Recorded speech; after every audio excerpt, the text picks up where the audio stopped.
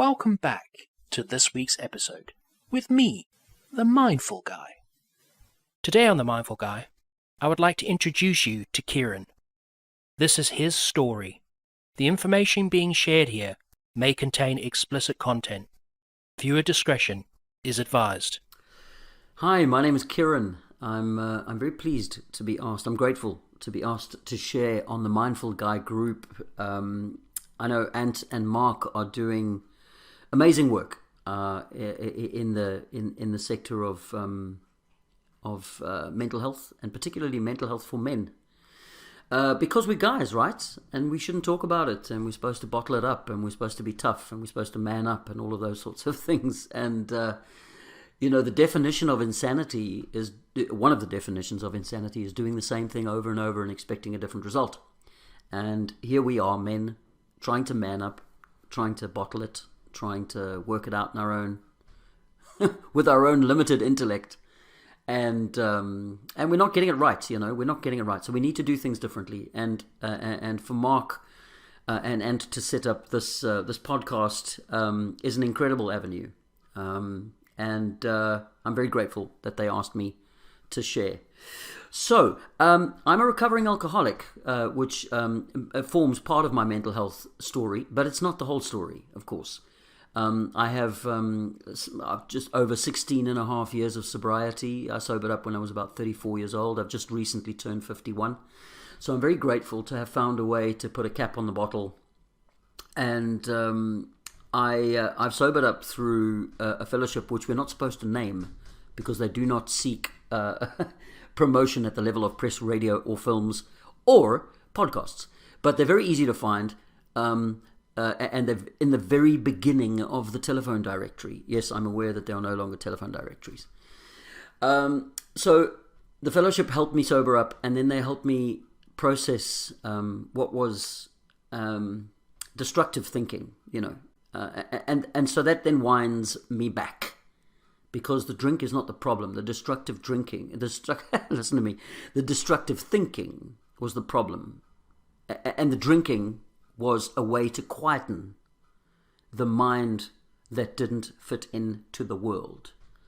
And I think that people with addiction problems, that's largely what they do, right? They find a drug or a drink or whatever it is, or a crazy behavior like gambling or sex or shopping or shoplifting, whatever. And that is the tool, that's the medicine that quietens the problem, that quietens the rage. And then they become addicted to that thing, both chemically as well as behaviorally. And that certainly is my story. My story is, I don't have a difficult story to tell as a child. I come from a very good home. No alcohol addiction, no drug addiction. My mom drank sparingly. My dad didn't drink at all. He's Irish. My father was Irish. Passed away from COVID. But he never drank a drop of alcohol in his life. And both my parents were married until my dad died in 2021. They were married for 52 years, and there was love, and there was consistency, and there was support, and I had an older brother who looked out for me, and I now had a younger brother who came along much younger, much later, and we got on great. I'm not saying there weren't problems. There were issues, and I was a difficult child. I'm somewhat of an anarchist. I pushed the boundaries, and I got myself into trouble. No alcohol trouble. I started drinking when I was about 21, somewhere between my 21st and 22nd birthday. Managed the whole way through high school, a year of the army. I'm from South Africa, you might tell from the accent. I did a year in the army. And then I joined a rock band. I'm a musician. I joined a rock band when I got back from the army, and for probably the first year of playing in that band, I didn't drink. I was like the only person at the gig not drinking at all, So I don't have that childhood trauma thing to lean on or to use as a reason why. Not an excuse, a reason why. Because I know a lot of my friends in recovery have very good reasons why they sought to numb the pain from an early age. And I don't really have that, My trauma started, in the army. There were some very tough days. And then as a young adult, I had some very tough days. And then alcohol was helping with that. I drank for about 12 and a half years. It got progressively worse. By the end of it, I was drinking way more than a bottle of Jack Daniels a day. It was like a bottle of Jack plus 5 tequilas plus 5 glasses of wine. I was behaving appallingly. I was driving drunk. I was suicidal at one point. In South Africa, you're allowed to own a gun, and I owned one, and I was, gun loaded, note written, all of that stuff. And fortunately, I either didn't have the guts to do it, to pull the trigger, or a higher power intervened, and we'll get onto the higher power thing a little bit later. And when I sobered up, I managed to sober up. It wasn't easy. It was a fight for my life, as I'm sure you can imagine. And I can remember 3 days sitting on my mom's couch in severe detox, because I didn't do the medically monitored detox thing. I kind of just stopped, which is not advisable because your body can go into shock. And I didn't go into shock, but I had the delirium tremens, the DTs pretty severely, and it was horrific, And I managed to get through, and eventually I managed to, 1 day, 2 days, 3 days sober, a week sober, a month sober, and very grateful to have found a way to put the cap on the bottle. But then, of course, started an autopsy of what was wrong with Kieran. What was going on in the brain there that somebody from a good home could fall off the rails so dramatically. And like I've always, thinking back on it, while I fitted in at school, I was relatively popular. I did okay with the girls. I could make a sports team. I was a terrible student, but I was able to pass the exams without studying. So I did okay at school. But I kind of always felt like I just didn't fit in, like always just outside of a box. And I don't know if all children feel that. I don't know if all teenagers feel that to some degree. I think to some degree they do. But,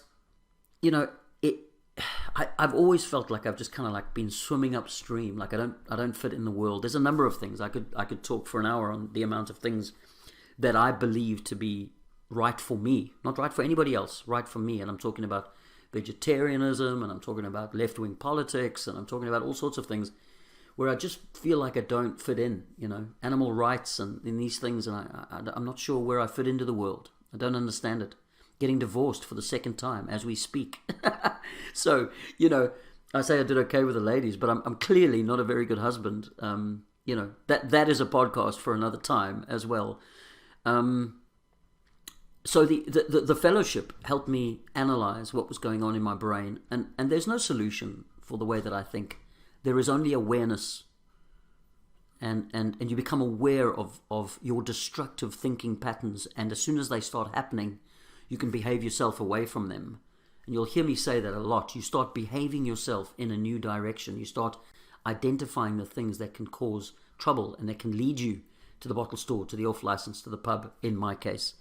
And you make sure that you put the brakes on, and you turn the steering wheel slightly, and you start heading down a safer, a healthier road. That's another thing you'll hear me talk about, because the solutions to recovery, to alcoholic recovery or drug addiction recovery, there's no switch you're going to flick. You're not going to read a book and suddenly be enlightened. You're not going to speak to someone and all of a sudden know all there is to know. That's not the way it works. You get information, and you see people do it, and you get advice from people, and you start learning to live a new kind of life. And you'll hear it said in addiction rooms all the time, 1 day at a time. That not only counts for like battling an addiction, but it also counts for dealing with a mental health issue, 1 day at a time. If we start throwing forward, we start catastrophizing. We do that very quickly. We do it very effectively. I say we, because I think people with mental health issues, as well as people with drug addiction problems or alcohol addiction problems, we catastrophize like world champions, So 1 day at a time, deal with one problem at a time, deal with one thing at a time. That has helped me enormously, and the fellowship has helped me do that, has helped me monitor that, and helped me implement that. Pretty early on in my recovery, I was obviously talking to doctors. The doctor suggested I speak to a psychologist. The psychologist diagnosed me with depression. Now, I don't know if my depression was made worse by I know that my depression was made worse by the alcohol. If you're listening to this and you think that alcohol is helping your depression, I've got bad news for you. In the moment, of course, it numbs the pain. Of course it does that. but it is in fact making the problem worse. You are destroying your brain's ability to establish and maintain a proper chemical balance. Any medication that you're taking while drinking or drugging is practically useless. So your best chance, in my view and in my experience, of getting on top of a mental health issue, whether it's through medication or without medication, is not with the aid of alcohol or drugs, or cigarettes for that matter, because that's also, messes with your, I want to say another word there. I don't know if we're allowed to swear on this podcast. Messes with your with your nervous system. Your best bet is to get yourself behaving in healthy ways, eat healthily, do some exercise, drink water, and speak. Connect, whether it's through professional people, psychologists, psychiatrists, therapists, counselors, through group therapies. There are depression support groups, there are anxiety support groups, there are bipolar support groups. There are, of course, addiction support groups. The idea, in my view, is to share the stuff, to share it, to talk about it. We go back to the very beginning of what I was saying about bottling it and trying to work a plan out in your own head. It's, these things are pinballing around inside your head, and you're going to find zero solutions. As soon as you start verbalizing it, this is actually a neurological process. As soon as you start verbalizing it to somebody else, and somebody else, sort of mirrors things back to you, reflects back to you the stuff you're saying, it starts to make more sense, and it starts to feel less painful. The more we share about the stuff, the more we talk about the stuff, the less painful it is, and the less influence it will have on your life. I think the biggest part of the solution to mental health problems is talking about it. Bigger than medication. Talking about the problem, finding avenues where you can share your pain, share your frustration, share your failure, Finding avenues where you can do that is vital. That is the biggest part. It's one of the reasons I continue to go to the fellowship after being sober for as long as I have, because I get the opportunity to share with like-minded people, basically for free, people who won't judge me. People, if I tell them the crazy things that are going on in my head, they sit there and they nod and they go, yeah, I've thought that, Finding avenues to talk about this stuff is completely vital. Bottling it up and trying to find a solution and trying to tough it out and trying to man up or woman up, whatever, if you're listening to this and if you're a woman going through these same things. I know that men like to say that, where society asks us to behave in a certain way. It's really no different for women, Women are supposed to be strong. They're supposed to be tough. They're supposed to have the answers. They're supposed to have, emotional quotient and just know how to fix these things. And often we don't. It's about finding a community, finding a support structure where you can talk about these things. What solutions have I found? I've tried medication, antidepressant meds. They work for a while. They have side effects. It put on weight. It completely messes with your libido, which then in turn makes you feel worse about yourself. So it's a bit of a self-fulfilling prophecy there for a long time. And then the meds stopped working entirely. I was on meds for recently. I got off meds this year. 2023. We're already in 2024. 2023, I got off meds in March of 2023, and I started a homeopathic option, and I combined homeopathy with a therapist. I was seeing a therapist once a week, and I was doing some exercise, and of course continuing to eat well, drink water, get fresh air, move my body, and I found some stability. So while I'm going through a divorce at this point in time, I live in London. I don't enjoy it. I'm trying to find a way to leave the UK and to start my life over again, doing I don't know what, I don't know where, but lots of uncertainty. And I've got some stability going. I've managed to stay sober.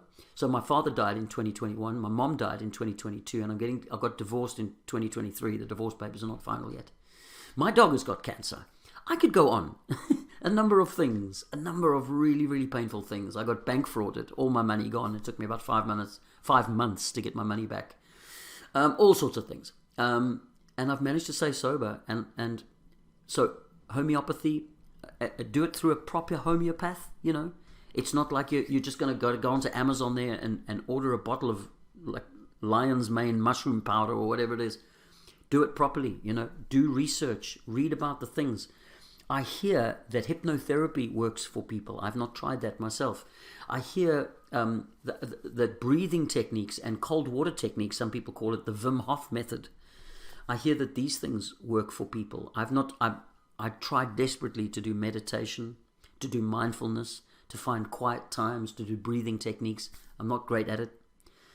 Do the research into what the various options are. I think one of the other biggest problems that people with mental health issues make, one of the biggest mistakes they make, is they find one solution and they think that that's going to work. And the one solution that they generally try is the doctor. They go to their doctor and the doctor prescribes antidepressant meds or anti-anxiety meds, and then they take those and they think, that's it. I've done it. I've got a solution. I've done the work. Meds don't work for everyone. And they don't, even for someone, even if they work for you at some stage, that may change at a later stage. I don't know why that is.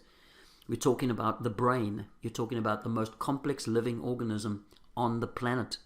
It's something that even the smartest people in the world don't really understand, the brain and the chemistry inside the brain, And the best advice I can give you is to combine things. You need to find avenues to discuss. You might want to try some medication. You might want to try some homeopathy. You might want to try some hypnotherapy. You might want to try some Wim Hof. You might want to put various things together and try and use them together. Exercise. I'm not saying you must become a gym bunny, but do something. Walk. Get out your house. Move your body. Drink water. I think I've said that. Eat properly, I'm a vegetarian. I'm not suggesting become a vegetarian. If you're going to eat meat, do it, man. You need protein, but you got to combine the veggies and the fruits. That's we've been told that stuff for 100 years now, right? Eat properly. I have written a book called Depression Explained, full stop, for those who don't have it. And it's available on Amazon. And Mark has given me permission to talk about this book. So Depression Explained, for those who don't have it. It's on Amazon. Kieran Rennie, Kieranrennie. Check it out. I've gone into further detail about a lot of the stuff that I've discussed here in this podcast. I've also detailed why depression happens, or anxiety for that matter. We're talking about neurotransmitters. Those are your brain chemicals, and the very, very fine balance that those things need to be able to establish and maintain in order for signals to be processed correctly in your brain. And what do I mean by that? When something bad happens, a person with a normal brain chemistry takes in the bad thing. They feel the pain, they feel the loss, they feel the trauma, they go through a process of healing, and the process of recovering from trauma is not linear. There's the 5 steps to recovering from trauma or loss or pain. It includes anger, it includes denial, it includes all of those things. That's not a linear process. But a person with a normal brain chemistry goes through those things, then reestablishes a level of stability and happiness. And while regret and pain will always be part of their thinking, let's say they've lost someone, they've lost a child. Can you imagine? I know people recently who've lost children. Horrific. I can't imagine what that must feel like. Or you've lost a parent, or you're getting divorced, or your pet dies, whatever it is. That pain will always be with you, but it will be counterbalanced by happiness and by accomplishment and by self-worth and by purpose and by the ability to motivate yourself to get up and do things and to achieve things and to live your life. Somebody with an imbalanced chemical level in their brain, whether it results in anxiety or depression or sort of a combination of the two, you get hit with the trauma and you don't recover from it. You stay in the hole, and it's in order to get yourself out of the hole. Medication helps sometimes.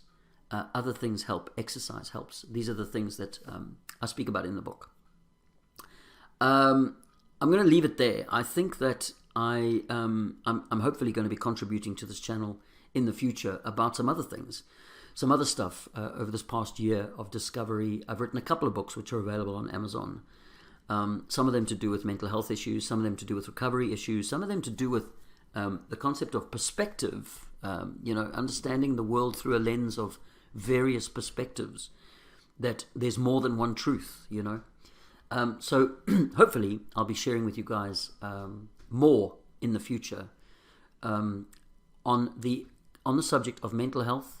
You have to talk about it. You have to speak up. You have to be okay with saying to someone, "I'm not okay," and that takes bravery.